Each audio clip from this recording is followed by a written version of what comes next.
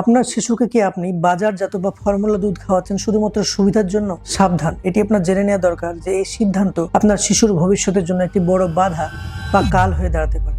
আপনাকে আমি জানিয়ে দিই যে এই পৃথিবীতে মাদার্স মিল্কের কোনো রকম বিকল্প আজও অবধি তৈরি হয়নি। এমনকি আপনি যদি যে কোনো একটি বাজারজাত দুধের প্যাকেট তুলে নিয়ে দেখেন, তাতে কিন্তু লেখা আছে যে এটি মাদার্স মিল্কের কোনো সাবস্টিটিউট নয়। এটি বড় বড় করে লেখা থাকে, সে যে কোম্পানির যত দামি বাজারজাত দুধই হোক না কেন। বাজারজাত দুধ কোনো রকম বিলাসিতা নয়, শুধুমাত্র সেই শিশুকে খাওয়ানো দরকার যার মেডিকেলি কোনো প্রবলেম রয়েছে। মায়ের হয়তো এমন কোনো প্রবলেম রয়েছে যে কোনোভাবেই মায়ের দুধ শিশুর কাছে পৌঁছে দেওয়া সম্ভব নয়। তাছাড়া কোনোভাবেই নিজের সুবিধার জন্য শিশুকে একটি বাজারজাত দুধ খাওয়ানো কোনোভাবেই কিন্তু অ্যাকসেপ্টেবল নয়।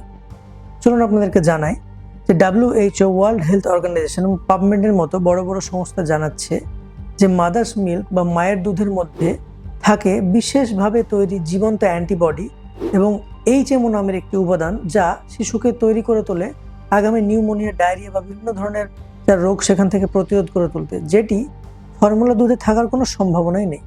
অনেকে আভিজাত্য বা বিলাসিতার জন্য ফর্মুলা 1 দুধকে ইউজ করে থাকেন, কিন্তু আসলে কি জানেন যে এই ফর্মুলা দুধ কোনোভাবেই আপনার যে মায়ের জীবন্ত কোষযুক্ত যে দুধ, সেই দুধের ধারে কাছেও যেতে পারবে না। কেননা এই ফর্মুলা দুধ জাস্ট একটি রাসায়নিক মিশ্রণ মাত্র, তাছাড়া ব্যাপারটি কিছুই নয়। এই দুধ আপনার বাচ্চাকে যদি আপনি খাওয়ান, তাহলে আপনার বাচ্চা ফিউচারে ডায়াবেটিস, হাইপারটেনশনের মতো বড় বড় রোগের দিকে এগিয়ে যেতে পারে। এবং মায়ের দুধ যদি আপনি খাওয়ান, আপনার বাচ্চা হবে পুষ্ট, বাচ্চার উন্নত মস্তিষ্ক তৈরি হবে এবং বাচ্চার সর্বদিক দিয়ে হবে সম্পূর্ণভাবে সতেজ। তাই 6 মাসের আগে পুরোপুরিভাবে চেষ্টা করুন মায়ের দুধ বাচ্চাকে খাওয়ানোর। কোনোভাবেই বিলাসিতার জন্য নিজের সন্তানের জীবনকে বিপন্ন করবেন না। ধন্যবাদ।